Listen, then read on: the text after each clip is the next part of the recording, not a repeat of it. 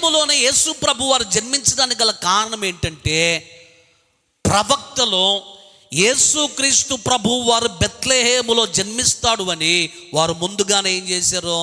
ప్రవచించారు. ప్రవచనాల సారాంశమే యేసుక్రీస్తు ప్రభు వారి యొక్క పుట్టుక.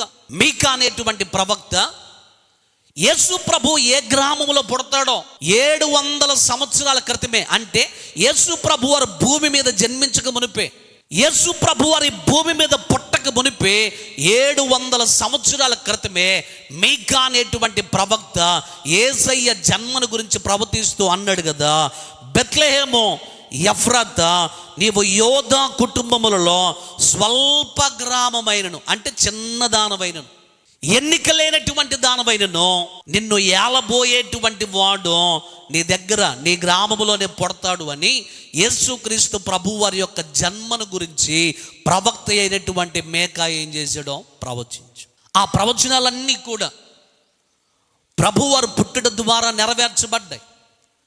ఆ ప్రవచనాలన్నీ కూడా యేసు ప్రభు వారు జన్మించడం ద్వారా అవన్నీ కూడా ఫుల్ఫిల్ చేయబడ్డాయి, నెరవేర్చబడ్డాయి.